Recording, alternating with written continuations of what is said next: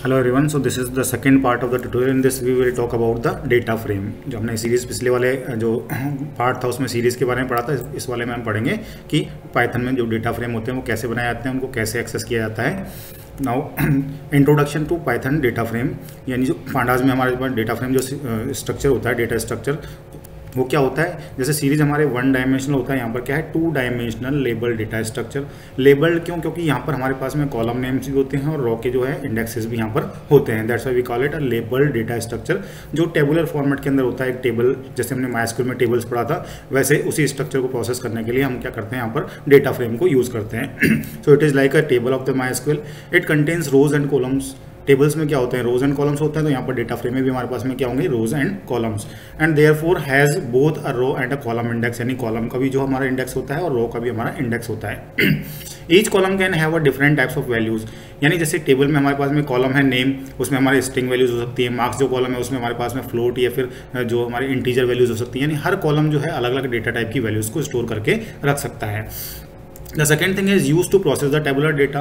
अगर हमको पाइथन के अंदर टेबुलर डेटा को प्रोसेस करना है तो हम क्या बनाते हैं, यहाँ पर डेटा फ्रेम को यूज़ करते हैं। देन नेक्स्ट वन, जैसे यहाँ पर ये एक डेटा फ्रेम है। डेटा फ्रेम में यहाँ पर रजिस्ट्रेशन नंबर, नेम, परसेंटेज, ये तो हमारे कोई कॉलम लेबल्स, ठीक है। और ये जो 0 1 2 3 है हमारे पास में क्या है, रो लेबल्स। तो ये हमारे क्या हो गए, ये हमारे रो इंडेक्सेस हो गए। और जो ऊपर वाले रजिस्ट्रेशन नंबर और ये जो है ये हमारे क्या हो गए, कॉलम इंडेक्सेस हो गए। Now creation of data frame. Data frame जैसे हम सीरीज कई तरीके से बना सकते हैं कि हमने क्या किया था, एक स्केलर वैल्यूज से सीरीज बनाई थी, नंपाई एरे से हमने सीरीज बनाई थी, ठीक है। इसी तरह से यहाँ पर डेटा फ्रेम भी हम कई तरीके से बना सकते हैं। द फर्स्ट वन इज, और डेटा फ्रेम को बनाने के लिए हमारे पास में यहाँ पर डेटा फ्रेम मेथड होता है। इसमें ध्यान रखें कि डेटा फ्रेम जो मेथड होता है उसमें डी कैपिटल होता है और एफ कैपिटल होता है। डेटा का डी कैपिटल और फ्रेम का एफ कैपिटल होगा। सो creating a empty data frame. Empty data frame बनाने के लिए हमको क्या करना है, PD dot data frame function को यूज करना है और जो पैरेंथेसिस है उनको एम्प्टी छोड़ देना है। That will create a empty data frame without any values. That is very simple. So next is creating data frame from NumPy ND array. अगर हमारे को नंपाई एनडी एरे से डेटा फ्रेम बनाना है तो हम क्या करेंगे, सबसे पहले हमने 2 या 3 एरे बना लिए, ठीक है। और जब हम डेटा फ्रेम बनाना चाहेंगे तो डेटा फ्रेम वाला जो हमारा जो पैरेंथेसिस होता है, मेथड के अंदर जो पैरेंथेसिस होता है उसके अंदर हम वो सारे के सारे जो भी हमारे एनडी एरे बनाए हैं वो हम क्या कर देंगे, एक लिस्ट के फॉर्म में पास कर देंगे। Let's see how to do it. So this is import pandas. This is first one. मैं यहाँ पर दिखाता हूँ कि हमको नंपाई एरे से कैसे बनाना है। यहाँ पर ये देखिए प्रोग्राम, यहाँ पर मैंने क्या किया है कि ये एक एरे बना रखा है, ठीक है। एरे 1 क्या बना है, नंपाई एरे है। यहाँ पर भी मैंने क्या नंपाई एरे, एरे 2 बना दिया और एक एरे 3 बना रखा है, यानी 3 एरेज बना रखे हैं। लेकिन जब मैं डेटा फ्रेम फंक्शन को यूज़ करूँगा, ठीक है, तो मैं अगर चाहूँ तो एक एरे से भी डेटा फ्रेम बना सकता हूँ, लेकिन वो क्या बनेगा, हमारा सिंगल डायमेंशनल एरे बनेगा, ठीक है। सिंगल डायमेंशनल एरे का मतलब उसमें जैसे वो एक सीरीज़ की तरह ही यहाँ पर बनेगा। तो अगर मुझे डेटा फ्रेम बनाना है देन आई विल, और मुझे रोज एंड कॉलम्स दोनों ही क्रिएट करना है, तो मैं एक से ज़्यादा जो एनडी एरे है उसको यहाँ पर यूज़ करूँगा। मैंने यहाँ पर देखो DF1 बना रखा है, DF2 बना रखा है, DF3।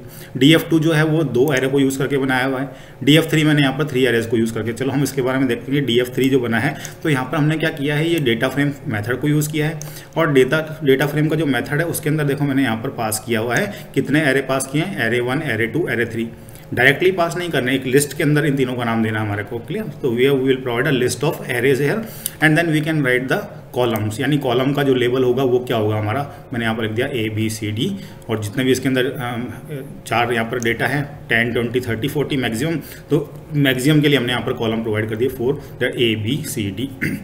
सो अगर मैं इसको रन करके देखता हूँ, अगर मैं इसको रन किया, देखो यहाँ पर हमारे पास में जो कॉलम लेवल क्या बन गए, ABCD। ध्यान रखें कि वहाँ पर जब हम सीरीज़ के अंदर जब हम इंडेक्स प्रोवाइड करते हैं then the parameter name it is index.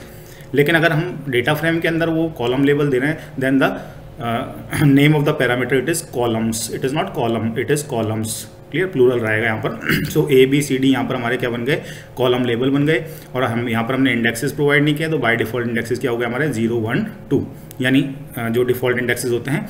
और यहाँ पर जिसकी वैल्यू यहाँ पर मिसिंग है, जैसे अगर मैं एरे 1 की बात करूँ तो एरे 1 की वैल्यू देखो यहाँ पर 3 वैल्यूज़ है एरे 1 के अंदर, 10 20 और 30। और यहाँ पर अगर मैं देखूँ 10 20 30 तो D इसके अंदर नहीं है, that's why that will be replaced by the NaN value, यानी जो भी मिसिंग वैल्यूज़ है that will be replaced by NaN. Now coming to the next one कि creating data frame from list of dictionaries. अगर मुझे list of dictionaries से data, यानी list और लिस्ट के अंदर क्या हो जाएंगे, डिक्शनरीज। लेट्स सी यहाँ पर सेकंड वन जो है लिस्ट ऑफ डिक्शनरीज। मैंने पांडास को इंपोर्ट किया, ठीक है, numpy यहाँ पर कोई ज़रूरी नहीं क्योंकि आप numpy को यूज़ नहीं कर रहे हैं। फिर मैंने यहाँ पर एक लिस्ट बनाई जिसका नाम क्या है L1। अब इस लिस्ट में क्या है, एक ये डिक्शनरी है और एक दूसरी डिक्शनरी है, so we can say it a list of dictionaries, और इसका नाम क्या है L1। तो मैंने डेटा फ्रेम के अंदर क्या पास कर दिया, यहाँ पर डेटा फ्रेम के अंदर L1 को पास कर दिया, और जब मैंने इसको प्रिंट कराया then if run the program you can see that ABC। ये इसमें सबसे मेन चीज़ समझने वाली क्या है कि जो हमारी डिक्शनरी की जो कीज़ होती हैं, जैसे कीज़ कौन सी होगी हमारे पास में AB फर्स्ट वाली डिक्शनरी के अंदर, और सेकंड वाली में क्या हो गई AB और ये C, जो ये हमारी 3 कीज़ हैं। क्लियर, इन ये जो होती है क्या करती हैं, ये हमारे जो डेटा फ्रेम है उसका कॉलम बन जाती है, यानी कॉलम लेवल का काम करती है। मीन्स जब भी हम डिक्शनरी को यूज़ करेंगे तो keys of the dictionaries will serve as a column name. देखो यहाँ पर ये कॉलम नेम क्या हो गया, ABC। क्यों, क्योंकि ये जो डिक्शनरी की कीज़ हैं। ओके, तो यहाँ पर 2 कीज़ हैं AB, यानी हम इसका यूनियन बना लेते हैं, यानी फर्स्ट वाला जो डिक्शनरी है उसमें जो कीज़ हैं और जो सेकंड वाली डिक्शनरी है उसमें जो कीज़ है उनका यूनियन, यानी डुप्लीकेट भी नहीं होना चाहिए, और दोनों अगर किसी एक में मिसिंग है तो यानी मैक्सिमम कॉम्बिनेशन उसमें कितना बन सकता है, यानी C एक्स्ट्रा है तो हमने यहाँ पर C ले लिया। तो यूनियन और इंटरसेक्शन शायद आपने पढ़ा होगा, नहीं पढ़ा तो यूनियन का मतलब क्या हो गया कि जो मैक्सिमम इसके अंदर जो हमारे पास में कॉलम्स हैं, जो नेम्स हैं, वो वहाँ पर हम कॉलम हेडर के अंदर दे देते हैं। सो यहाँ पर ABC हमारे कॉलम हेडर बन गया, कॉलम लेबल, और बाय डिफॉल्ट जो रो इंडेक्सेस हमारे क्या हो गए 0 और 1। So it will create this type of data frame. Now next one is the dictionary keys are taken as column label. जैसा मैंने अभी बताया था कि डिक्शनरी की कीज क्या बन गई थी, यहाँ पर कॉलम लेबल बन गए थे, and the values to each key, और जो उनकी वैल्यूज थी आर टेकन एज रोज। अभी वापस अगर मैं इसको देखता हूँ तो ये जो वैल्यूज हैं 10 और 20, ये यहाँ पर क्या बन गई, रो बन गई। ठीक है, यहाँ पर वैल्यू है 5, 10 एंड 20, यहाँ पर ये 5, 10 और 20 इसकी क्या बन गई, रोज बन गई। यानी कहने का मतलब है कीज तो क्या सर्व करेंगी, अगर मैं किससे बना रहा हूँ, अगर लिस्ट ऑफ डिक्शनरी से बना रहा हूँ मैं, then the columns the keys will serve as a column name and the values will serve the values of the, means they will be in the form of a row, they will act as a row of the table और the data frame. So the each key are taken as rows, जो भी values हैं उनकी, जो भी की उनके जो वैल्यूज हैं उनको हम क्या बनाते हैं, रो बनाते हैं।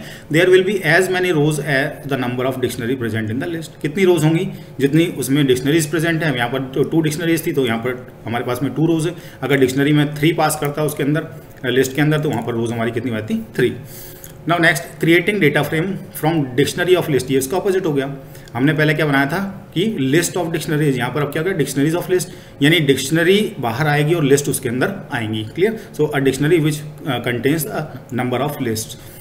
लेट्स सी, यहाँ पर डिक्शनरी ऑफ लिस्ट, यहाँ पर मैंने वही पांडास को इंपोर्ट किया। देखो यहाँ पर D1 नाम की एक मैंने डिक्शनरी बनाई है। तो डिक्शनरी देखो ये मैंने करली ब्रेस के अंदर ओपन किया, करली ब्रेस के अंदर क्लोज किया। अब इस डिक्शनरी में मैं क्या पास कर रहा हूँ, ठीक है, यहाँ पर देखो स्टेट एक की हो गया, और हमारे पास में ये मतलब values of the dictionaries are in the form of a list. यहाँ पे स्टेट के अंदर मैंने लिस्ट दे दी असम, दिल्ली, केरला। इसी तरह मैंने G एरिया एक की बनाया, उसके अंदर मैंने यहाँ पर लिस्ट दे दी। ठीक है, उसमें वैल्यूज दे दी। सो ये जो हमारे पास में स्टेट है, G एरिया है या VDF है, जो की का काम है, यहाँ पर भी ये क्या करेंगी, कॉलम नेम का काम करेंगी।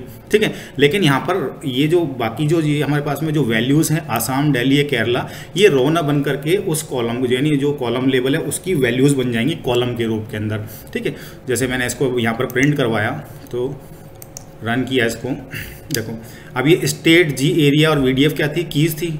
तो यहाँ पर ये क्या बन गए, कॉलम नेम। अब ये जो आसाम, दिल्ली, केरला, ये हमारे पास में क्या हो गया, यहाँ पर कॉलम की वैल्यूज, ये रो नहीं बन रही है ये।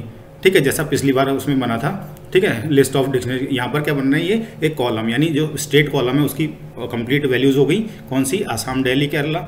इस तरह G एरिया की जो वैल्यूज हो गई, वो ये जो न्यूमेरिक वैल्यूज हैं सारी की सारी हो गई। So this is the difference between the previous example and this example. Now next one is, यहाँ पर क्या हो रही है, data frame can be thought of है as a dictionary of list और a dictionary of series also. ठीक है, सीरीज से भी हम बना सकते हैं। डिक्शनरी ये है, उसके अंदर काफ़ी सारी series. We can change the sequence of the column in a data frame. अगर हमको कॉलम का सीक्वेंस चेंज करना है, then we can use the column attribute. Sir this can be done by assigning a particular sequence to dictionary key in a columns parameter. जैसे मैंने अभी पहले column का नाम देने के लिए कॉलम पैरामीटर को यूज़ किया था। इस तरह से अगर मेरे को सीक्वेंस चेंज करना है कि मुझे G एरिया पहले चाहिए, then I will write argument columns. Clear, उसमें G एरिया पहले लिख दूंगा और स्टेट में बाद में लिख दूंगा। The sequence, the display sequence will be changed. Now next is, here dictionary keys become column labels. ये तो कीज़ तो हमेशा कॉलम लेवल का काम कर रही है, तो यहाँ पर भी क्या है, डिक्शनरी की जो कीज़ है वो कॉलम लेवल बन गई bye default in a data frame and the list becomes the column values. आपके जो बुक है एनसीईआरटी में उसमें रो वैल्यूज़ लिखा हुआ है, उसको आप चेंज कर लेना, ये होती है कॉलम की वैल्यूज़ बन जाती हैं। Now creating data frame from series. अगर मुझे सीरीज़ से डेटा फ्रेम बनाना है, पहले हमने बनाया लिस्ट ऑफ डिक्शनरी, फिर डिक्शनरी ऑफ लिस्ट, अब हम किससे बनाना है, सीरीज़ से। जो हमने लास्ट वाले पार्ट में पढ़ा था कि हमने कई सारी सीरीज़ बना ली और फिर उससे हमने क्या, यानी कहने का मतलब ये है कि जो डेटा फ्रेम का जो पैरेंथेसिस होते हैं उसमें हमको वही चीज़ पास करनी है। अगर सीरीज़ से बनाना तो हमने सीरीज़ पास कर दिया, अगर हमको डिक्शनरी से बनाना है हमने डिक्शनरी पास कर दिया। Like this we can create. So let's see how to create this is. मैंने क्या किया, पांडास को इंपोर्ट किया, यहाँ पर मैंने एक सीरीज़ एक क्रिएट की है, ठीक है। देखो pd.series फंक्शन को यूज़ करके मैंने एक सीरीज़ बना ली और उनके जो इंडेक्सेस है मैंने दे दिया ABCDE। फिर मैंने बी सीरीज़ बनाई, उसमें हमारे पास में 5 वैल्यूज़ हैं, इसके इंडेक्सेस मैंने कर दिए ABCDE, ठीक है। और सीरीज़ जो C बनाई है उसमें मैंने इंडेक्सेस को चेंज कर दिया, यहाँ पर क्या कर दिया मैंने AXZYACE, इस तरह के इंडेक्सेस, यानी इंडेक्सेस तीनों के क्या हमारे पास में चेंज है। फिर मैंने क्या किया, डेटा फ्रेम फंक्शन में क्या किया, जब भी मैं मल्टीपल लिस्ट पास कर रहा हूँ या मल्टीपल सीरीज पास कर रहा हूँ, मुझे लिस्ट फॉर्म के अंदर इसको देना है। यानी मैंने लिस्ट के अंदर डाल दिया series A, series B, series C। जो पैरेंथेसिस होता है हमारे मेथड का फंक्शन का, उसमें मैंने 3 सीरीज को पास कर दिया इन the form of a list, clear, separated by comma. और मैं इसको प्रिंट कराया जब मैं इस प्रोग्राम को रन करता हूँ। यू कैन सी यहाँ पर देखो हमारे पास में पॉसिबल एंड ABCDE तो था ही, और जो X और जो Y और Z था जो हमारे सीरीज 3 के अंदर था वो भी यहाँ पर हमारे पास में एक कॉलम लेवल बन गया है। और जो भी मिसमैच वैल्यूज होती हैं, मिसिंग वैल्यूज होती हैं, they will be replaced by NaN. So the way of creating the data frame it is same. किसी भी तरह से हम डेटा फ्रेम क्रिएट कर सकते, सेम है, बस हमको जो पैरेंथेसिस में क्या पास करना है वो ध्यान में रखने वाली बात है कि किससे हम बना रहे हैं डेटा फ्रेम, किस चीज़ से बना रहे हैं, तो वही चीज़ हमारे को डेटा फ्रेम के अंदर फॉर्म मेथड के अंदर पास करना है। या तो हम डायरेक्टली वैल्यूज़ पास कर दें, या किसी वेरिएबल में अगर मैंने उसको स्टोर कर रखा है, लिस्ट को या डिक्शनरी को या लिस्ट ऑफ डिक्शनरीज को, वो वेरिएबल हम पास कर सकते हैं। Next one is here dictionary keys become column labels by default in a data frame and the list becomes the rows. यहाँ पर भी क्या हो गया, डिक्शनरी की जो कीज होगी वो हमारे क्या बन जाएंगे, कॉलम लेवल बन जाएंगे। जैसे मैंने बताया ABCDE क्या कॉलम लेवल बन गए, and the list becomes the rows. Now here different series do not have the same set of labels, but the number of columns in a data frame equals to distinct labels in all the series. जैसे हमारे पास में यहाँ पर क्या है कि first वाले में ABCD था, सेकंड वाले में ABCD था, थर्ड वाले में हमारे पास में सीरीज जो हमारी C वाली बनी थी उसमें हमारे पास में X और Y। तो जो दोनों के अंदर जो भी डिस्टिंक्ट हमारे पास में कॉलम्स होते हैं वो यहाँ पर हमारे कॉलम्स बन जाते हैं। So if a particular series does not have corresponding value for a label, यानी सपोज Z के लिए सीरीज A के अंदर नहीं था तो that will be replaced by NaN. So NaN is inserted in the data frame column. Creating data frame dictionary of series. अब हमको बनाना है डिक्शनरी ऑफ सीरीज, यानी एक डिक्शनरी के अंदर हमारे पास में series operation, just a minute ना, operation on rows and columns of a data frame. कौन कौन से ऑपरेशन यहाँ पर हम कर सकते हैं, adding new column to a data frame. हम चाहें तो किसी डेटा फ्रेम के अंदर कोई नया कॉलम ऐड कर सकते हैं। तो डेटा फ्रेम में नया कॉलम ऐड करने के लिए हमारे को क्या करना है कि नए कॉलम का नाम लिखना है, डेटा फ्रेम के जो हमारे पास में स्क्वायर ब्रैकेट होता है, उसके बाद में हमको वैल्यू प्रोवाइड कर देनी है, यानी assigning values to a new column label that does not exist will create a new column. If the column already exists in the data frame, then the assignment statement will update the values of the already existing column. इसका मतलब क्या हो गया, just wait, यहाँ पर मैं एक data frame लेकर के आ रहा हूँ। Let's open a data frame. Suppose इस डेटा फ्रेम को मैं यहाँ पर लेकर के आ रहा हूँ। यहाँ पर एक डेटा फ्रेम बना हुआ है, किस तरह का डेटा फ्रेम है मैं रन करा करके आपको दिखाता हूँ। ठीक है, ये एक डेटा फ्रेम है जिसमें हमारे पास में सब्जेक्ट्स हैं मैथ, साइंस, हिंदी, ये हमारे वो है रो लेबल, और Rohan, Riya, Saurabh, Rakshit and Inaysha, these are the column labels. अब इसके अंदर मुझे एक नया कॉलम ऐड करना है। ये जो डेटा फ्रेम है इसमें मुझे एक नया कॉलम ऐड करना है, कॉलम यानी एक नया स्टूडेंट ऐड करना है। सपोज मैं नया स्टूडेंट मीनाक्षी के नाम से यहाँ पर ऐड करता हूँ। वैल्यूज़ कितनी देनी है मुझे, 3 देनी है, मैथ, साइंस और हिंदी के लिए। तो सिंपल सा जो लॉजिक है हमारे पास में क्या है कि मुझे एक कमांड लिखना पड़ेगा, दैट इज़ कि मैंने यहाँ पर लिखा कि रिजल्ट सेट, हमारा इसका नाम क्या है, डेटा फ्रेम का रिजल्ट DF, ठीक है। और फिर मैंने स्क्वायर ब्रैकेट ओपन किया, कॉलम का नाम लिखा मैंने मनीषा, सर मीनाक्षी बोला था मैंने, इट्स रिलेटेड विद मनीषा। और मैंने यहाँ पर कितनी वैल्यूज़ पास कर दी, यहाँ पर मुझे 3 वैल्यूज़ पास करनी है इन the form of a list. मैंने यहाँ पर कर दिया 90, देन 92 एंड फिर मैंने यहाँ पर पास कर दिया 96। और इसको मैंने लिस्ट को बंद कर दिया। जब मैंने इसको एंटर किया यानी 3 रोज जो एक कॉलम नया बन गया जिसमें वैल्यूज़ क्या होंगी 90, 92, 96। Let's see the result. मैं रिजल्ट सेट को वापस से प्रिंट कराता हूँ। रिजल्ट सेट DF मैंने प्रिंट कराया। You can see 1 column it has been added. Manisha नाम से यहाँ पर एक कॉलम यहाँ पर ऐड हो गया है, ठीक है, जिसमें वैल्यूज़ क्या है 90, 92, 96। सेकेंड चीज़ इसमें क्या है कि अगर मैं कोई ऐसा कॉलम, नया कॉलम ऐसा ले रहा हूँ जो पहले से इसके अंदर है डेटा फ्रेम के अंदर, तो उस केस में नया कॉलम यानी डुप्लीकेट कॉलम ऐड ना होकर के जो उसकी वैल्यूज़ होती हैं, ठीक है, वो क्या हो जाती हैं, अपडेट हो जाती है, रिप्लेस हो जाती हैं। यानी अगर मैं यहाँ पर एक और मैंने सपोज यहाँ पर ऐड किया रिजल्ट DF और मैंने वापस से वही कॉलम का नाम ले लिया सपोज मनीषा, क्लियर, और मैंने यहाँ पर वैल्यूज़ क्या डाल दी, इक्वल्स टू लिस्ट के अंदर मैं डाल दिया 90, 90 एंड 90। पहले वैल्यूज़ इसके अंदर क्या है 90, 90 to 96। अब मैंने एक नया कॉलम ऐड किया क्योंकि ये कॉलम पहले से एग्जिस्ट है, यानी एक नया कॉलम ना बन करके सिर्फ उसी की वैल्यूज़ यहाँ पर क्या हो जाएंगी, अपडेट हो जाएंगी या ओवरराइट हो जाएंगी। मैंने यहाँ पर प्रिंट किया इसको रिजल्ट DF और मैंने एंटर किया। यू कैन सी जो मनीषा की जो यहाँ पर वैल्यूज़ हैं, जो भी मार्क्स हैं वो क्या हो गए 90, यहाँ पर भी हमारे पास 90 और यहाँ पर भी हमारे पास में 90। तो this is the meaning of this one. So assigning values, अगर नया कॉलम लेवल है तो नया कॉलम बन जाएगा, अगर पहले से वो कॉलम एग्जिस्ट है तो वहाँ पर क्या हो जाएंगी, वैल्यूज़ अपडेट हो जाएंगी। To change the data of an entire column to a particular value, यानी सपोज मुझे ये जो मनीषा वाला कॉलम है उसमें सबको मार्क्स 100 करने हैं, ठीक है, तो एक तो तरीका है कि मैं सारी वैल्यूज़ एक उसमें लिस्ट के अंदर प्रोवाइड करूं। अगर मुझे एक साथ में सबका एक जैसे ही मार्क्स चढ़ाना है, यानी all the values of a particular column if I replace with a single value, एक सिंगल वैल्यू से रिप्लेस करना है, then I can write like this, not in the form of a list, मैं directly value लिखूँगा यहाँ पर। सो मैंने यहाँ पर लिखा एक कमांड, नीचे बॉटम लाइन पर मैंने लिखा रिजल्ट DF और यहाँ पर मैंने कॉलम का नाम लिखा मनीषा इक्वल्स टू 100 कर दिया, एंटर किया। मैंने इसको रिजल्ट सेट को प्रिंट करवाया, रिजल्ट DF को मैंने प्रिंट करवाया। You can see all the values in that particular column has been replaced by the value 100।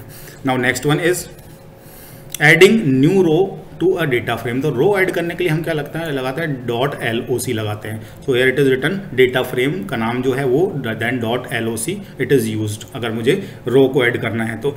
So syntax या हो गया, जो भी हमारे ऑब्जेक्ट का नाम हो गया .loc, फिर हमने रो का नाम लिखा, जैसे हमने कॉलम का नाम लिखा था वैसे रो का नाम लिखेंगे और उसके बाद में हम क्या दे देंगे, उसके अंदर वैल्यूज़ प्रोवाइड कर देंगे। So let's do it. यहाँ पर मुझे एक नई रो ऐड करनी है, तो नई रो ऐड करनी है तो देखो हमारे को वहाँ पर वैल्यूज़ कितनी प्रोवाइड करनी है, 6 वैल्यूज़ प्रोवाइड करनी है। सपोज एक मैं नया सब्जेक्ट ऐड करना चाहता हूँ, मैथ, साइंस एंड हिंदी के सब्जेक्ट्स हैं, ये रो हैं, तो हमको यहाँ पर एक सब्जेक्ट ऐड करना है। तो मैंने सबसे पहले रिजल्ट DF, ठीक है, .loc क्या यूज़ करेंगे हम .loc और उसके बाद में हमने रो का नाम दे दिया, सपोज यहाँ पर मैंने दे दिया IP, ठीक है, इक्वल्स टू, और एक लिस्ट के अंदर मैंने मार्क्स प्रोवाइड कर दिए यहाँ पर 91, 92, 93, 94, 95 एंड 96। ओके, यहाँ पर ये मैंने मार्क्स प्रोवाइड कर दी है। तो यहाँ पर मेरे को कितनी वैल्यूज़ रिक्वायर्ड है, 6 वैल्यूज़ रिक्वायर्ड है। 6 स्टूडेंट्स के लिए मैंने 6 की 6 वैल्यूज़ यहाँ पर पास कर दी और जब मैं इसको एंटर किया रो ऐड हो चुकी है। अब यहाँ पर अगर हम रिजल्ट सेट को देखेंगे, रिजल्ट DF जो भी हमारा है, तो यहाँ पर देखो एक नया IP सब्जेक्ट आ गया है, एक नई रो ऐड हो गई है और जो वैल्यूज़ है वो क्या है 91, 92, 93, 95 and 96। Now next one is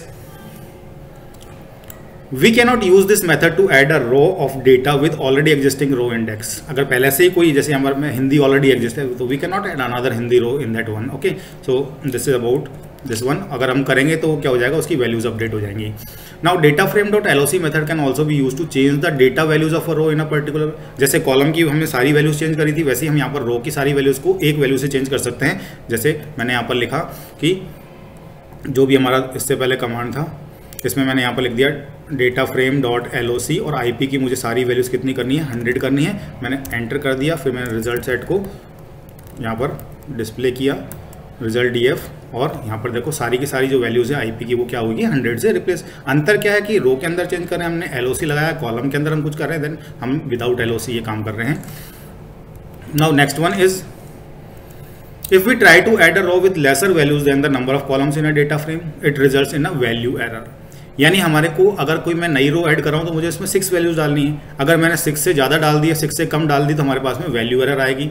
इसी तरह से अगर मैं कॉलम के अंदर कोई वैल्यू ऐड कर रहा हूँ या नया कॉलम ऐड कर रहा हूँ, ठीक है। तो नए कॉलम ऐड करते वक्त अगर मैंने वहाँ पर 3 की जगह 4 वैल्यूज डाल दी या 3 से कम डाली क्योंकि 3 रिक्वायर्ड है, ठीक है, तो उस केस में भी यहाँ पर एरर आएगी। जैसे मैं यहाँ पर एक नई रो ऐड कर रहा हूँ, ठीक है, यहाँ पर आईपी की मैंने नई रो ऐड करी है, ठीक है। अब यहाँ पर जो है मैंने यहाँ पर एक वैल्यू एक्स्ट्रा दे दी, मैंने यहाँ पर 97 दे दी, यानी यहाँ पर वैल्यूज रिक्वायर्ड जो है वो कितनी है 6, लेकिन मैंने यहाँ पर क्या प्रोवाइड कर दी 7 वैल्यूज प्रोवाइड कर दी। मैं एंटर कर रहा हूँ तो हमारे पास में क्या आ रही है, यहाँ पर वैल्यू एरर आ रही है, ठीक है। यहाँ देखो लैन की and value error, this is called a value error. So कम भी नहीं होनी चाहिए और ज़्यादा भी नहीं होनी चाहिए।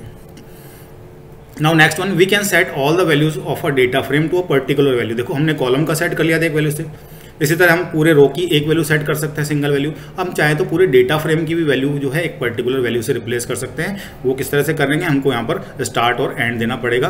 तो अगर मैं यहाँ पर सपोज स्टार्ट देता हूँ, मैंने यहाँ पर लिखा रिजल्ट DF और मैंने यहाँ पर स्टार्ट की वैल्यू नहीं दी, मैंने कॉलम लगा दिया, एंड की वैल्यू दी। स्टार्ट जो होता है बाय डिफॉल्ट 0 होता है और एंड जो होता है बाय डिफॉल्ट लास्ट वाला हमारा आइटम होता है, यानी स्टार्टिंग से लेकर 0 इक्वल्स टू मैंने यहाँ पर कर दिया 95, ठीक है। अब मैं रिजल्ट सेट को देखता हूँ, रिजल्ट DF मैंने यहाँ पर एंटर किया, देखो सारी की सारा पूरा का पूरा हमारा डेटा फ्रेम में जो वैल्यूज़ हैं वो यहाँ पर कितनी हो गई है 95। Now next one is deleting rows और columns from a data frame. अगर मुझे डेटा फ्रेम में से रो को डिलीट करना है या कॉलम को डिलीट करना है, then we are using the drop.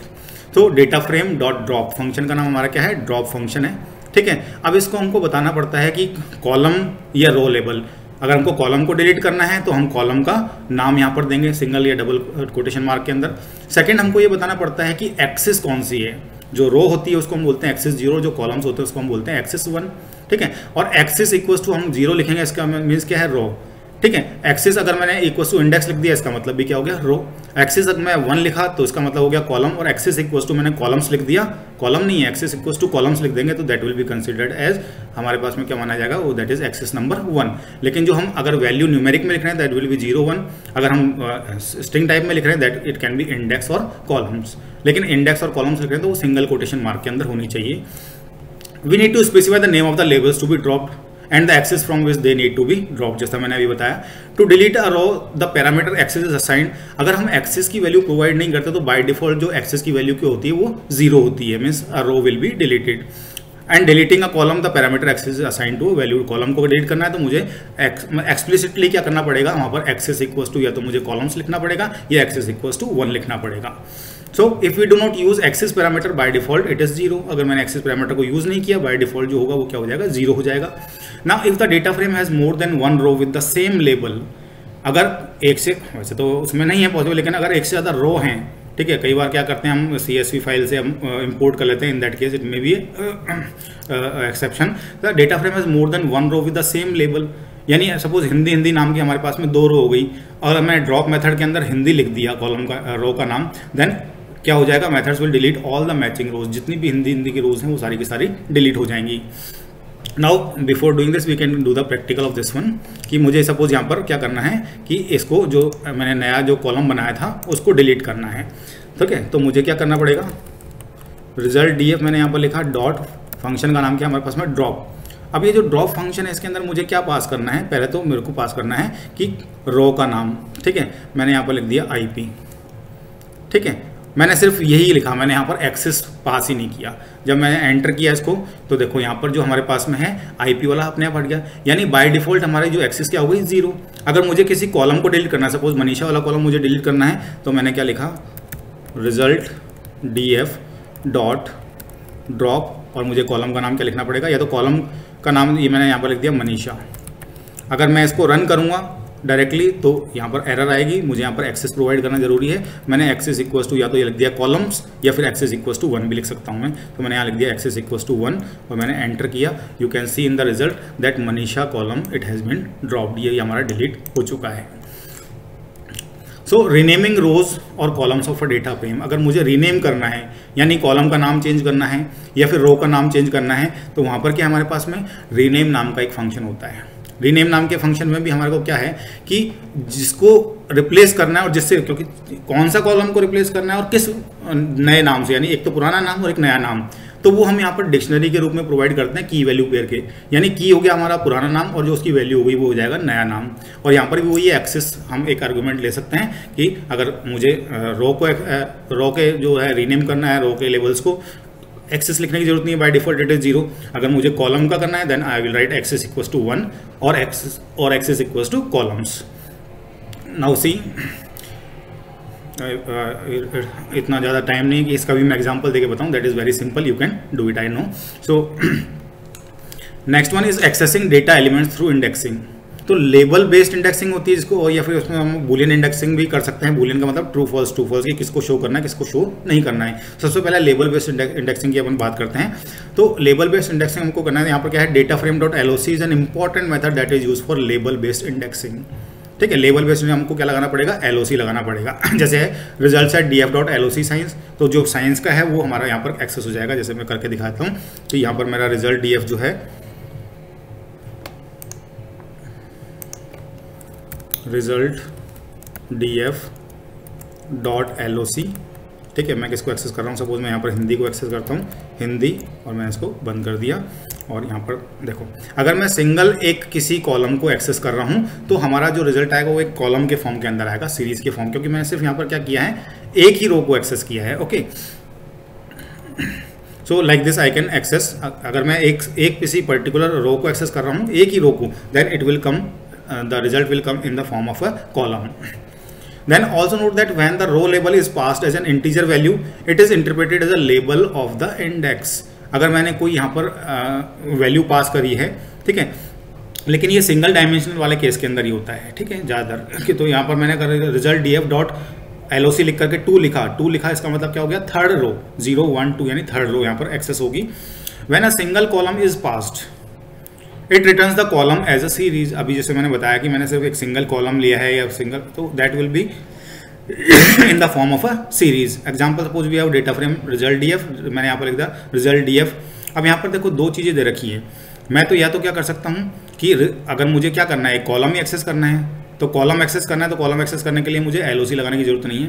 ठीक है, LOC लगा दूंगा तो मुझे यहाँ पर क्या करना पड़ेगा, कॉलम का नाम यहाँ पर, जैसे मैंने यहाँ लिख दिया रिजल्ट df.loc, और ये जो मैंने लगा रखा है यहाँ पर, ये सबसे पहले उसके अंदर लगा रखा है एक कॉलम लगा रखा है। इसका मतलब क्या है, शुरू से लेकर लास्ट तक, क्योंकि जो LOC के अंदर हम जो दो पोजीशन देते हैं, वो पहली वाली पोजीशंस होती हैं वो रो की होती है और सेकंड वाली होती है हमारे पास कॉलम की। तो इस कॉलम में तो मैंने लिख दिया कि मुझे सिर्फ इनाइशा वाला ही कॉलम चाहिए, लेकिन चाहिए कहाँ से, शुरू से लेकर के लास्ट तक। So if I right this one, अगर मैंने यहाँ पर इसको लिखा रिजल्ट df.loc, यानी मुझे रोज कहाँ से चाहिए, स्टार्टिंग से लेकर लास्ट तक, तो मैंने यहाँ पर कॉलम लगा दिया, यानी फ्रॉम स्टार्ट टू एंड, और यहाँ पर मैंने यहाँ पर मेंशन कर दिया इनाइशा। ओके, और मैं इसको क्लोज किया, एंटर किया, यू कैन सी यहाँ पर हमारे पास में एक, क्योंकि एक ही कॉलम आ रहा है, that's why it is in the same form. So that previous command in this one it is equal.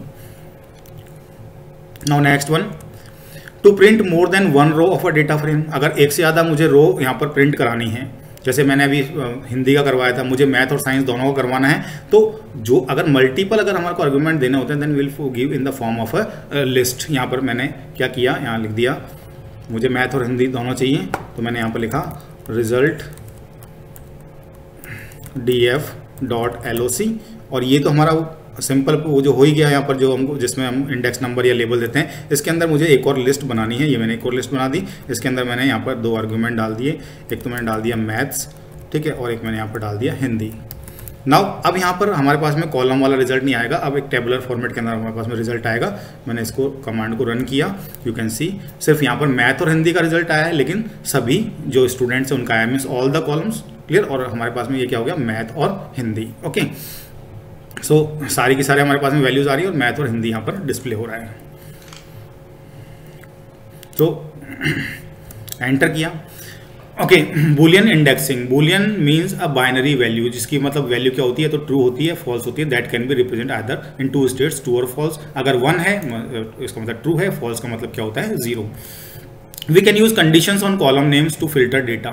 हम चाहें तो डेटा, जैसे हम MySQL के अंदर या इसमें करते हैं कि यहाँ पर जिसके सैलरी 5000 से ज़्यादा हो, clear, we are using some operators, clear, कौन से ऑपरेटर्स, रिलेशनल ऑपरेटर्स हम यहाँ पर यूज़ करते हैं। अगर इस तरह का मुझे रिकॉर्ड, यानी मुझे सिर्फ उनका ये देखना है कि बुलियन इंडेक्सिंग के अंदर, यानी मैथ में 90 से ज़्यादा किसके, तो ये this will tell you in the form of true और false, that's why this is called boolean indexing. मैंने यहाँ पर क्या किया, सपोज रिजल्ट df, ठीक है। अब रिजल्ट df में हमारे को क्या करना है, मैथ का देखना है सिर्फ, ठीक है। .loc, ठीक है। .loc में अब यहाँ पर देखो, आप ध्यान से देखेंगे मैथ एक ही मैंने यहाँ पर जो है वो कॉलम का नाम लिया है, सॉरी रो का नाम कौन सा लिया है, मैथ, और वहाँ पर वैल्यू क्या होनी चाहिए, 90 से ज़्यादा होनी चाहिए। तो कौन कौन से कॉलम में है वो यहाँ पर दिखाएगा हमारे को। मैंने यहाँ पर लिखा मैथ्स और इसको मैंने बंद किया और यहाँ पर एक मैंने रिलेशनल ऑपरेटर डाला और यहाँ पर डाला। यहाँ पर तो सभी की सारी वैल्यूज़ 90 से ऊपर वाली हैं, तो यहाँ पर सभी पे हमारे पास में क्या आ जाएगा, ट्रू आ जाएगा। यहाँ पर देखो all the values are true. लेकिन अगर मैं इसको प्रोग्राम को दोबारा रन करता हूँ, देन आई विल सी, अभी हमारे पास में वैल्यूज़ चेंज हो गई हैं। इफ़ आई से द सेम कमांड की रिजल्ट, सॉरी नीचे लिखना है रिजल्ट df.loc, और क्योंकि मैं रो में से फिल्टर कर रहा हूँ दैट्स वाई मुझे LOC लगाना है यहाँ पर मैथ्स, और मैंने यहाँ पर लिख दिया ग्रेटर देन 90। तो मैथ के अंदर देखो पहले 90 ग्रेटर तो नहीं है, यानी ये फॉल्स हो गया, फिर ट्रू हो गया, फिर 89 फॉल्स हो गया, फिर ये फॉल्स हो गया और ये 94 हमारा ट्रू हो गया। ओके, सो इस तरह का हमारा यहाँ पर रिजल्ट आएगा। जब मैं इसको रन करता हूँ, देखो रिजल्ट क्या आ रहा है, false true false false and true. This is boolean indexing. To check in which subjects Inaysha has got more than 90% marks. अब मुझे क्या करना है कि एक तो देखो ट्रू फॉल्स के अंदर हमारे को रिजल्ट आ रहा है, अब मुझे चेक करना है कि इनायशा के 90 में से 90 से ज़्यादा किसके अंदर मार्क्स हैं, ठीक है। तो यहाँ पर ये रिजल्ट हमने अभी देखा था वैसा उसमें यहाँ पर डिस्प्ले होगा। So accessing data elements through slicing. अब पहले हमने इंडेक्सिंग किया था जैसे सीरीज के अंदर, फिर बाद में स्लाइसिंग किया था। यहाँ पर भी हम क्या कर सकते हैं, स्लाइसिंग कर सकते हैं। कैसे करेंगे, ये हमारा रिजल्ट DF है सपोज, ठीक है। ये हमारा रिजल्ट जो मैंने अभी दिखाया था, जो डेटा फ्रेम बताया था, ये हमारा डेटा फ्रेम है, रिजल्ट नाम का एक डेटा फ्रेम है, ठीक है। अगर मैं यहाँ पर लिखता हूँ .loc, तो मैंने अभी थोड़ी देर पहले बताया था कि .loc वाला जो हमारा ब्रैकेट होता है उसमें हम दो चीज़ें प्रोवाइड करते हैं बेसिकली। एक तो row, first one is the row and the second is the column index. तो इसी तरह से हम चाहें तो रो लेबल या कॉलम लेवल प्रोवाइड कर सकते हैं, या फिर रो स्लाइस या फिर कॉलम स्लाइस या मिक्सचर। हमने एक में स्लाइस कर दिया, एक के अंदर रो कर दिया, ठीक है। तो यहाँ पर देखो, यहाँ पर दो चीज़ें हैं, एक तो रो लेवल, चाहे तो हम रो लेवल पास करें या स्लाइस पास कर दें। यहाँ पर भी सेकंड वाले आर्ग्यूमेंट हम चाहे कॉलम लेवल पास करें चाहे हम स्लाइस पास कर दें। फिल्टरिंग रोज, मुझे रो फिल्टर करनी है, ठीक है। तो रो फिल्टर करनी है तो .loc में, जैसे मैंने अभी बताया था, दो सब्जेक्ट के मुझे मार्क्स देने थे, मैंने क्या कर दिया, मैथ और साइंस, ठीक है। दो ही सब्जेक्ट के मुझे यहाँ पर क्या करना है, मार्क्स डिस्प्ले करना है। मैंने लिख दिया LOC, मैथ से लेकर के एक साइंस, ठीक है। अब यहाँ पर अगर मैं कॉमा लगाता कि मैथ और कॉमा फिर साइंस, तो सिर्फ और मैथ और साइंस के यहाँ पर that is not called slicing. Slicing का मतलब कॉलन आना चाहिए, यानी यहाँ पर जो है ये मैथ है, ठीक है, और फिर कॉलन है और उसके बाद में साइंस है, यानी मैथ से लेकर के और साइंस तक, यानी मैथ से लेकर के साइंस तक, यानी ये दोनों कॉलम आएंगे। अगर मैं यहाँ पर हिंदी कर दूंगा तो मैथ से लेकर हिंदी तक तीनों आ जाएंगे। जैसे मैंने यहाँ पर लिखा रिजल्ट df.loc, और यहाँ पर मैं क्या पास कर रहा हूँ, एक लिस्ट पास कर रहा हूँ। यहाँ पर मैं लिख दिया मैथ्स और कॉलन, और यहाँ पर मैंने कर दिया सेकंड हिंदी। इसका मतलब ये नहीं कि मैथ और हिंदी का ही आएगा, क्योंकि बीच में कॉलन लगाया मैंने, इट इज स्लाइसिंग मैथ से लेकर के हिंदी तक। Just a minute,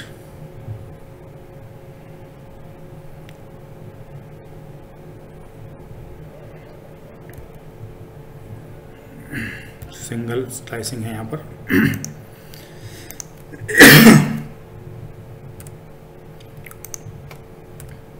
.loc math से लेकर के हिंदी तक, क्योंकि यहाँ पर मैं दूसरा आर्गुमेंट नहीं दे रहा हूँ। सो यहाँ पर देखो मैथ से लेकर के और हिंदी तक, यानी तीनों के तीनों यहाँ पर हमारे पास में आ रहे हैं। Next one is filtering rows and columns. अब मुझे क्या करना है, रो भी फिल्टर करना है और कॉलम भी। यहाँ तो मैंने सिर्फ रोज ही फिल्टर कर दी, कौन कौन सी रोज चाहिए, ठीक है। अब मुझे स्लाइसिंग के थ्रू ये बताना है कि कौन कौन से कॉलम और कौन कौन सी रोज।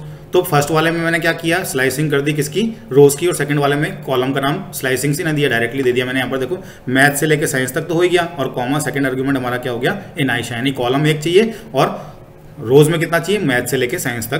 तो मैंने यहाँ पर क्या किया, इसमें ये मैथ से लेकर साइंस तक हमारा आर्गुमेंट हो गया था किसके लिए, रोज के लिए, और यहाँ पर मैंने कॉमा लगाया और यहाँ पर मैंने दे दिया सपोज रक्षित, ठीक है, रक्षित कर दिया। यानी कॉलम एक और रोज दो, यानी मैं रोज भी फिल्टर कर रहा हूँ, कॉलम भी फिल्टर कर रहा हूँ। मैंने यहाँ पर इसको रन किया, यू कैन सी यहाँ पर हमारे पास में सब्जेक्ट कितने आ रहे हैं, मैथ साइंस और हिंदी, और रो सिर्फ एक ही आ रही है किसके लिए, रक्षित के लिए। You can see the name of the row that is Rakshit. इसी तरह से अगर हम फिल्टरिंग करना चाहें तो रो और कॉलम स्लाइसेस, यानी रो की भी स्लाइस बना दी और कॉलम की भी स्लाइस बना दी। तो रो मुझे मैथ से लेकर हिंदी तक, और सपोज यहाँ पर मैंने किया, हमारा रिजल्ट सेट ये वाला है, मैंने लिख दिया यहाँ पर, इसको रन कर देते हैं एक बार जिससे मुझे पूरा का पूरा रिकॉर्ड दिख जाए, ठीक है।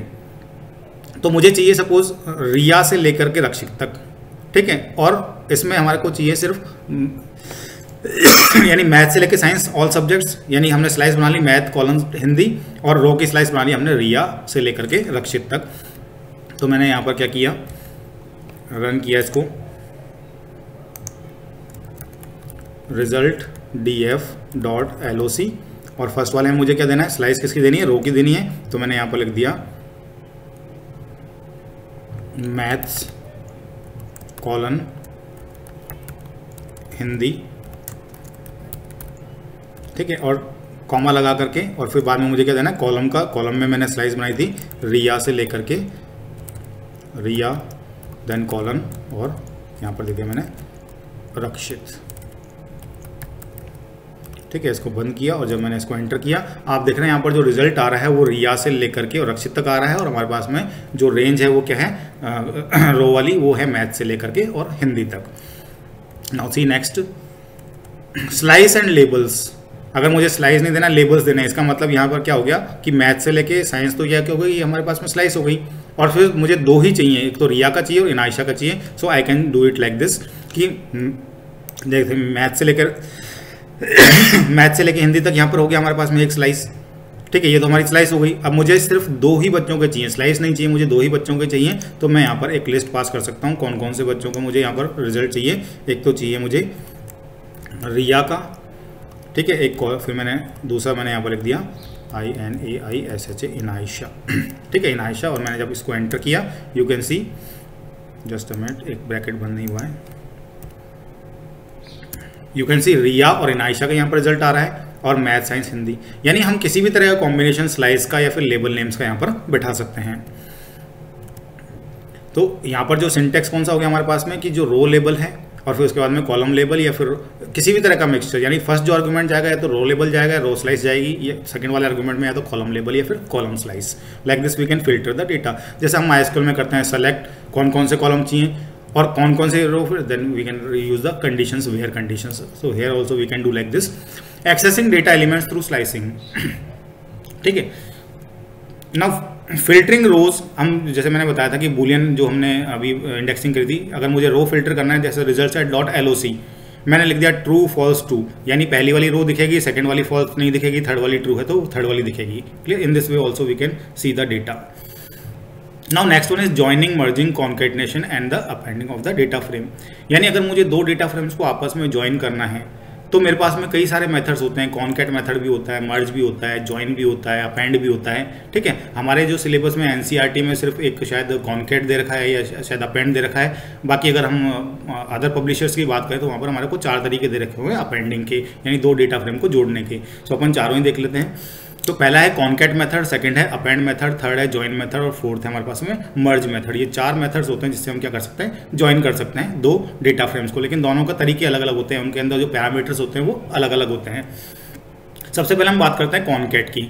सो कॉन्कैट का सिंटेक्स क्या होता है, हम लिखते हैं pd.concat, जो भी हमने जिस एलियास से हमने पांडास को इंपोर्ट किया उसका नाम, then you will use the concat. और जो भी डेटा फ्रेम दो ऐड करने हैं उनको हम एक लिस्ट के फॉर्म में देते हैं। यहाँ पर DF और DF1 और DF2 मैंने एक लिस्ट के अंदर दे रखा है, ठीक है। अब ज्वाइन, अगर एक डेटा फ्रेम है उसको उसके दूसरे वाले को उसके नीचे ज्वाइन करना है या उसके साइड में ज्वाइन करना है, this depends on the axis, ठीक है। अगर एक्सिस 0 है तो वो नीचे जुड़ जाएगा, अगर एक्सिस 1 है तो वो साइड में जुड़ेगा, ठीक है। और होता है इसमें इग्नोर इंडेक्सेस, कि हो सकता है दोनों के जो डेटा फ्रेम के इंडेक्सेस हैं वो उसमें कुछ वैल्यूज़ मिल रही हैं, कुछ डिफरेंट आ रहे हो। अगर इग्नोर इंडेक्सेस कर देंगे तो जो हमारा पाइथन होता है वो ऑटोमेटिकली उसको इंडेक्स नंबर प्रोवाइड कर देता है, डिफॉल्ट इंडेक्स नंबर्स। तो बाय डिफॉल्ट तो ये क्या होता है, हमारा इग्नोर इंडेक्सेस जो होता है वो फॉल्स होता है, we can do it true also. जो मैंने ब्लू के अंदर लिखा हुआ है एक्सिस इक्वल टू 0 ब्लू में है, यानी डिफॉल्ट वैल्यू हमारी क्या है, 0 होती है। इस तरह से इग्नोर इंडेक्स की जो डिफॉल्ट वैल्यू हमारी क्या होती है, फॉल्स होती है। ये एक डेटा फ्रेम 1 है सपोज, ओके। डेटा फ्रेम 1 में हमारे पास में 3 चीज़ें हैं, एडमिशन नंबर, नेम और परसेंटेज। ये हमारा एक डेटा फ्रेम 2 है, यहाँ पर भी यही चीज़ें हैं, ठीक है। बाय डिफॉल्ट इंडेक्सिंग है 0 1 2 3, यहाँ पर देख लिया आप, बाय डिफॉल्ट इंडेक्सिंग 0 1 2 3, ठीक है। यहाँ पर एडमिशन नंबर चेंज है और नेम चेंज है। अगर मैंने एक कमांड यहाँ पर लिखा, कमांड क्या लिखा मैंने, pd.concat, और किसको कॉन्केट करा रहा हूँ मैं, DF1 DF2। मैंने यहाँ पर ना तो एक्सेस को यूज़ किया पैरामीटर को, ना इग्नोर इंडेक्स को यूज़ किया है। तो बाय डिफॉल्ट एक्सेस क्या हो जाएगी हमारी 0, ठीक है। तो बाय डिफॉल्ट अगर एक्सेस 0 है हमारी, तो देखो ये डेटा फ्रेम जो है सेकंड वाला डेटा फ्रेम फर्स्ट वाले के नीचे ऐड हुआ है, ठीक है, यानी रो बढ़ी है इसके अंदर, क्योंकि रो जो इंडेक्स होता है हमारा 0 होता है तो वो उसके नीचे ऐड हुआ। So by default axis it is 0, 0 मतलब नीचे ऐड हो जाएगा, मतलब वर्टिकल हो जाएगा। अगर एक्सेस इक्वल्स टू 1 कर देंगे तो वो राइट साइड में वहाँ पर ज्वाइन हो जाएगा, यानी हॉरिजॉन्टली ज्वाइन होगा। So next one is pd.concat df1 df2, वही वाली चीज़ है, लेकिन अगर यहाँ पर मैंने क्या किया, थोड़ा सा चेंज कर दिया। यहाँ पर df1 वही है हमारा, df2 भी वही है। मैंने यहाँ पर कमांड क्या लिखा है, एक्सेस को यूज़ किया है। पिछली बार तो बाय डिफॉल्ट एक्सेस 0 थी, इस बार मैंने एक्सेस क्या कर दी, यहाँ पर 1 कर दी। तो यहाँ पर देखो ज्वाइनिंग किस तरह की होगी, पहला डेटा फ्रेम और उसके साइड के अंदर राइट साइड में वो दूसरा वाला डेटा फ्रेम हमारा यहाँ पर ज्वाइन हो रहा है, दोनों के दोनों डेटा फ्रेम हमारे ज्वाइन हो गए। So we have change the value axis as 1, so joined horizontally, यहाँ पर हॉरिजॉन्टली ज्वाइन हुआ है। नेक्स्ट अगर हम बात करें अपेंड मेथड की, ये तो हमारा कौन सा मेथड था, कॉन्कैट। अपेंड से भी हम यही काम कर सकते हैं, लेकिन अपेंड में हम pd को यूज़ नहीं कर रहे हैं, ठीक है। हमने वहाँ लिखा था pd.concat, यहाँ पर df1.append और फिर हमने लिखा df2। तो हमारा जो पहला वाला डेटा फ्रेम माना जाएगा df1 और दूसरा वाला डेटा फ्रेम df2। अगर मैं लिखा df2.append df1 तो पहला वाला हमारा df2 माना जाएगा और दूसरा वाला माना जाएगा हमारा df1। तो यहाँ पर भी हमारे पास में जो पैरामीटर्स हैं वो रेड में लिखे हुए। देखो, एक तो इग्नोर इंडेक्स जो बाय डिफॉल्ट क्या होता है हमारे पास में फॉल्स होता है। यहाँ पर हम क्या कर सकते हैं, सॉर्ट वैल्यूज, यहाँ पर ट्रू की स्पेलिंग थोड़ी सी गलत है, TRUE ट्रू। सॉर्टिंग अगर हमारे को चाहिए तो ठीक है, हम उसको सॉर्टिंग इक्वल टू क्या कर सकते हैं, और नहीं चाहिए तो फॉल्स कर सकते हैं, वैसे ट्रू होती है। मैंने यहाँ पर लिखा df2 df1.append df2, यानी df1 से मैं df2 को क्या कर रहा हूँ, जोड़ रहा हूँ। इग्नोर इंडेक्स मैंने क्या कर दिया, ट्रू, ठीक है। और सॉर्ट वैल्यू मैंने क्या कर दी, ट्रू। और वेरीफाई इंटीग्रिटी वेरिफिकेशन का भी यहाँ पर हम वेरीफाई कर सकते हैं कि जो वहाँ पर कोई डुप्लीकेट और ये चीज़ें तो नहीं है कि रोज़ या कॉलम्स, डुप्लीकेट कॉलम्स। df1 ये हमारा डेटा फ्रेम है, सेम ये हमारा df2 है। मैंने यहाँ पर क्या किया, इस तरह से अगर सॉर्टिंग करी तो यहाँ पर देखा हमारा डेटा फ्रेम क्या बन रहा है, डेटा फ्रेम के नीचे दूसरा डेटा फ्रेम आ गया, क्योंकि बाय डिफॉल्ट जो होता है वो क्या होता है, 0 होता है। तो उसी तरह से जैसे पहले वाला हुआ था वैसे इसी तरह से यहाँ पर क्या हो रहा है कि हमारे पास में जो ऐड हो गया नीचे की तरफ वो रोज ऐड हो गए जो दूसरे डेटा फ्रेम के हैं। The parameter verify integrity of append method में be set to true when we want to raise an error if the row levels are duplicate. जैसा मैंने अभी बताया कि अगर एक ही रो लेवल की, मतलब एक ही नाम की 2 रोज हों, ठीक है, रो लेवल सेम हो 2 रोज के, तो अगर हमको उस टाइम में एरर चाहिए होती है कि एरर रिपोर्ट करें, then we can say verify integrity equals to true, यानी बूलियन वैल्यू हम यहाँ पर प्रोवाइड करते हैं। सो अपेंड से भी हमने क्या किया, 2 को ज्वाइन किया, यहाँ पर एक्सेस प्रोवाइड करेंगे, साइड में ज्वाइन हो जाएगा। यहाँ पर एक थर्ड मेथड हमारे पास ज्वाइन मेथड। ज्वाइन मेथड में क्या करते हैं, उसी तरह से जैसे हमने अपेंड किया था df1.append की जगह हमने लिख दिया df1.join। यहाँ पर एक जो पैरामीटर्स हैं वो डिफरेंट है पहले वाले से, ठीक है। यहाँ पर एक हाउ है, यानी किस तरह से हम ज्वाइन कर सकते हैं। देखो, हमने अगर MySQL में अगर आप लोगों ने पढ़ा हो तो ज्वाइन 4 तरह के होते हैं, लेफ्ट, राइट, इनर और आउटर, ठीक है। इनका मीनिंग क्या होता है मैं बताता हूँ। इनर ज्वाइन तो बाय डिफॉल्ट जो कॉमन वैल्यूज होती हैं, जो कॉमन सेट ऑफ वैल्यूज, यानी जो दोनों में प्रेजेंट है वही हमारे को शो करेगा। लेफ्ट का मतलब होता है कि लेफ्ट वाला, यानी जो पहले हमने यहाँ पर, यानी इस केस में df1 हमारा लेफ्ट है क्योंकि हमने लिखा है df1.join। अगर मैं लिखता हूँ df2.join तो df2 हमारा जो है वो लेफ्ट वाला माना जाएगा, ओके। तो लेफ्ट अगर हम कर देते हैं हाउ लेफ्ट, इसका मतलब क्या होता है कि जो लेफ्ट वाला, यानी जो पहला वाला जो हमने डॉट से पहले यूज़ किया है उसके तो सारे के सारे हमारे पास में रोज आएंगे, और सेकेंड वाला जो डेटा फ्रेम है उसमें जो मैचिंग वाले जो हैं वो वाले रोज तो उनकी वैल्यू सप्लाई हो जाएगी, जो बाकी मिसिंग वैल्यूज हैं वहाँ पर नैन वैल्यूज आ जाएगी, ठीक है। राइट वाले में पहले जो राइट वाला है, यानी जो ब्रैकेट में लिखा हुआ है उसकी सारी की सारी रोज वहाँ पर डिस्प्ले होंगी, और df1 जो होगा जो लेफ्ट के अंदर माना जाए उसकी जो मिसिंग वैल्यूज हैं वो रिप्लेस हो जाएंगी नैन वैल्यूज से, और जो वैल्यूज हमारे पास में है वो वैसे की वैसी हमारे को वहाँ पर मिल जाएंगी, ठीक है। यहाँ पर एक आर्ग्यूमेंट होता है ऑन, यानी कौन से 2 कॉलम को कंपेयर करके हमको ये काम करना है, यानी जो हमारे को ज्वाइनिंग करनी है वो कौन से कॉलम के बेस पे ऊपर करनी है, उस कॉलम का नाम हम ऑन आर्ग्यूमेंट के अंदर लिखते हैं। सो ये हमारा हाउ आर्ग्यूमेंट हो गया, जिसमें वैल्यूज हो सकती हैं लेफ्ट, राइट, इनर या आउटर, चारों में से कोई भी एक वैल्यू, ठीक है। देन ऑन के अंदर हमने यहाँ लिखे कॉलम नेम। तो ये हमारा df1 है, ये हमारा df2 है, और यहाँ पर देखो लेफ्ट जो लिखा हुआ है ब्लू के अंदर लिखा हुआ है, यानी हाउ की वैल्यू बाय डिफॉल्ट ज्वाइन के अंदर होती है लेफ्ट, ठीक है। और जो नेक्स्ट वाला हमारा आएगा मर्ज में भी हमारे पास में आर्गुमेंट होता है हाउ, वहाँ पर जो ज्वाइन की वैल्यू, जो हाउ की वैल्यू होती है बाय डिफॉल्ट इनर होती है।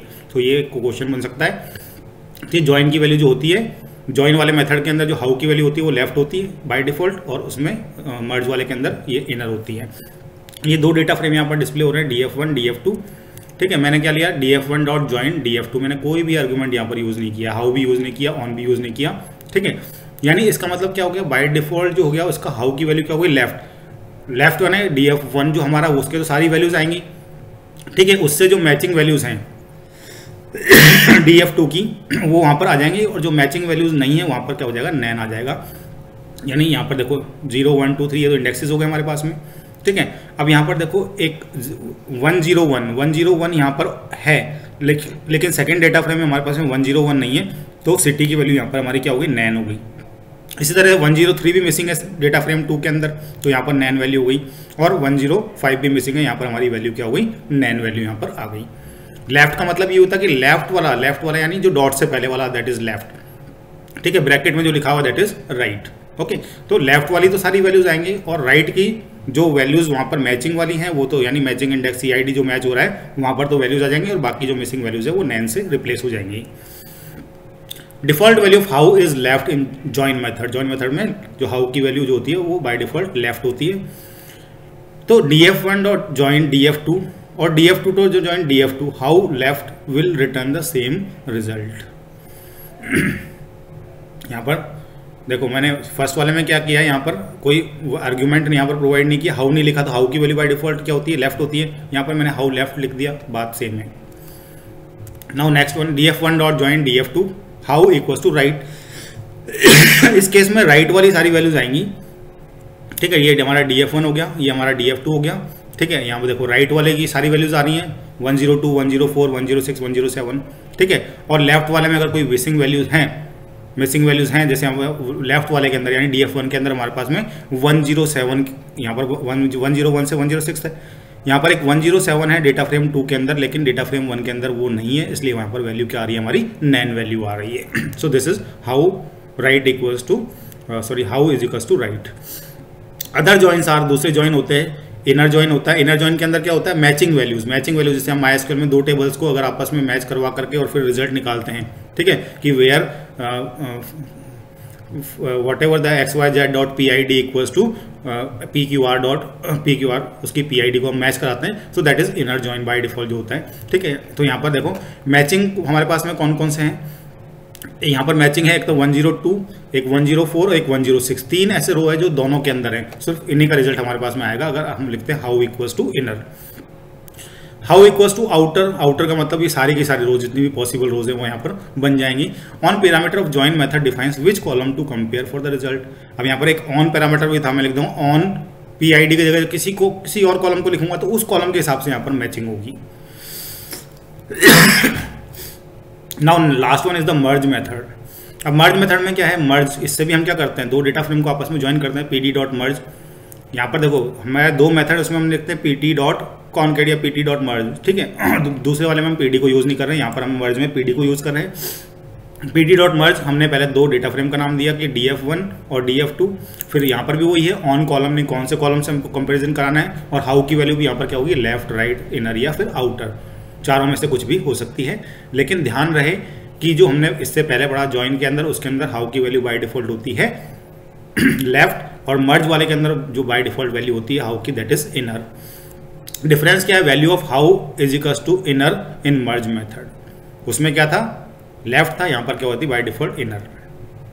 Now coming to the attributes of data frame.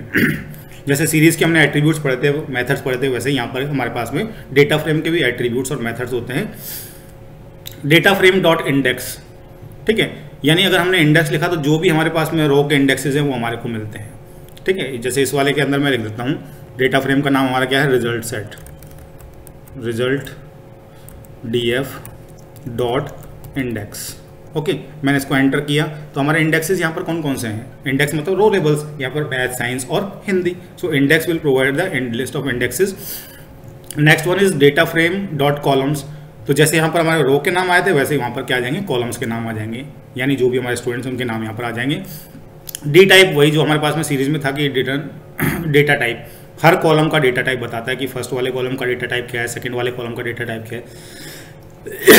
Then values, it will give you all the values in the data frame with the axis label. जो भी हमारे data frame के अंदर values हैं वो हमारे को यहाँ पर डिस्प्ले कराएगा। जैसे मैंने यहाँ पर लिख दिया रिजल्ट df डॉट वैल्यूज, ठीक है, यहाँ पर देखो सारी की सारी वैल्यूज आ रही हैं, ना कॉलम नेम आ रहा है ना रो का लेबल आ रहा है, यहाँ पर जो भी वैल्यूज हैं वो यहाँ पर हमारे पास में आ रही हैं in the form of a nested list.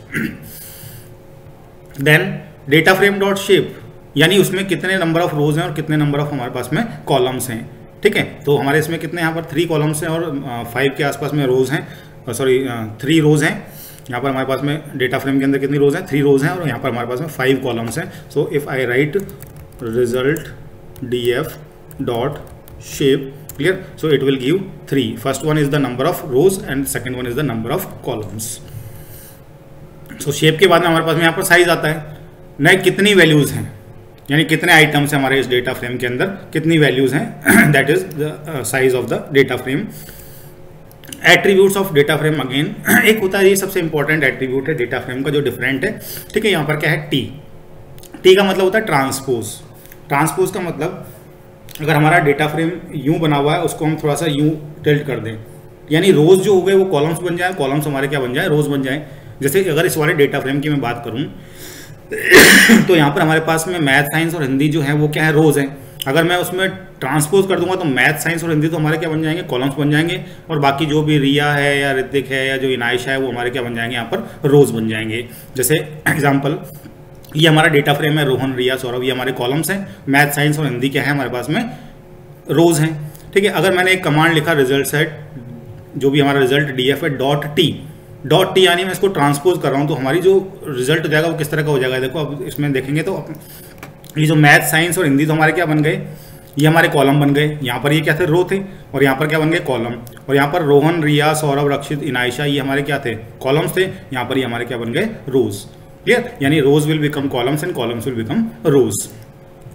Methods of data frame, जैसे हमारे पास में सीरीज के अंदर एट्रीब्यूट्स और मेथड्स थे, वैसे हमारे पास में यहाँ पर डेटा फ्रेम के अंदर भी मेथड्स और हमारे पास में ये एट्रीब्यूट्स होते हैं।